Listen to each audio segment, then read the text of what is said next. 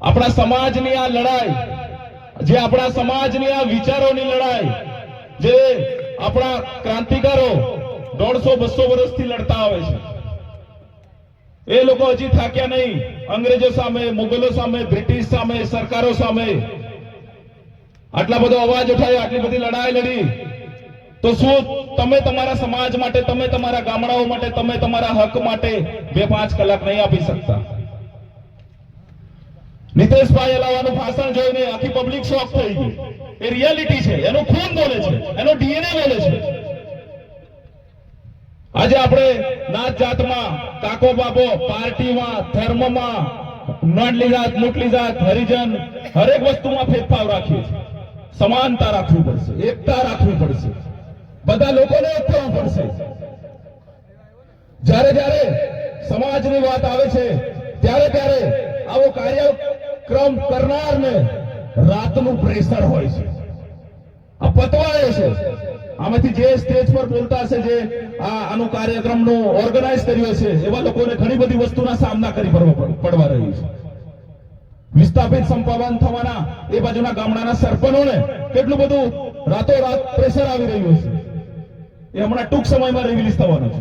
157 હેક્ટરનું જવાનું, એટલે 550 એકર જવાનું, એ તો ઓફિશિયલ આપી દીધું છે આંબાડુંગર. એના જોડે ખટલા કરવીનું બી કોઈ રોકી નહીં શકે એવું કેવું છે. અને જોડે જોડે 28 ગામોનું સર્વે થયું, તો આમાં બી પદાર્થો મળ્યા એવું કેવું છે. અને જોડે જોડે ડુંગરગામ ગામની અંદર અમારી પંચાયતમાં બી મળ્યા. રોકવું તો પડશે. આના માટે ઘણા બધા કાયદાઓ છે આદિવાસી. હક અધિકારની વાત કરે તો સાંભળવા આવતા નહીં અને બેસતા નહીં. જ્યારે પાર્ટીઓ ખાવાના નાસ્તા, પીવાના પાણી, પડેકા આપે તો તારે દોડી જાય છે. મારે કેવું છે કે જે સમાજની મીટિંગ હોય છે, ત્યાં પાર્ટીની કે ધર્મની મીટિંગ બી છોડીને આવો અને સમાજ જોડે બેહો. સત્તા પર એવા લોકોને મોકલો કે તમારો અવાજ ત્યાં સુધી ઉઠાવે. આખા સમાજની અંદર તમે બધા લોકો તમારા ઘરેથી કેટલા બાળકોને હમણાં ભણાવી રહ્યા છો, આગળ જતા શિક્ષણ તમને કેટલું બધું વસ્તુ કામ લાગવાની છે. શિક્ષણ પર ધ્યાન આપો. લોકો વર્ષોથી કાર્યક્રમો કર્યા, ડોહાથી જ્યાં પલાય જ્યાં બોલી બોલીને હુદરો હુદરો એક થો, પણ અંદરના અંદર ખેસાતાણી કરો છો તમે કે પેલી પાર્ટીનો માણસ, પેલી નાતનો, પેલી જાતનો. એકતા નહીં તમારા. સરકારો વાત કરે છે જંગલ બચાવો, પાણી બચાવો, વૃક્ષો બચાવો, અલાહીને બસાવવાળા આદિવાસીને કોઈ બસાવ નહીં. આદિવાસીને બસાવવું પડશે પહેલા.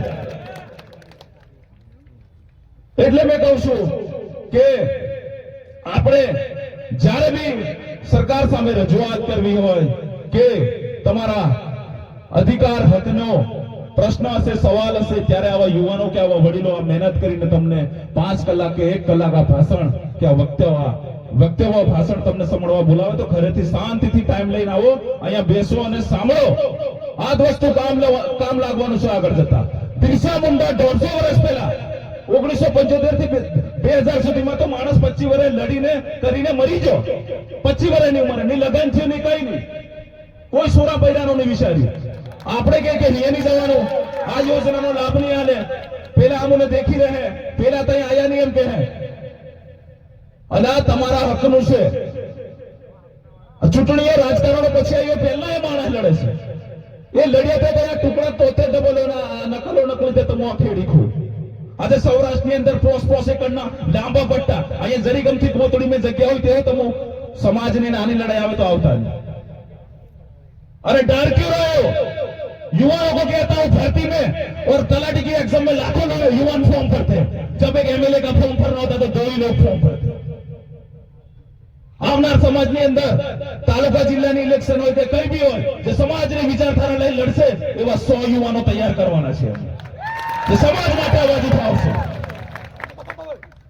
જેવી રીતે તમે પટ્ટાવાળાની પરીક્ષામાં ફોર્મ ભરો કે પટવારીની ફોર્મ ભરો કે કલેક્ટર બનવું હોય, યુપીએસસી હોય કે કઈ બી હોય, લાખો તાલુકા જિલ્લા પાછી લાઈટ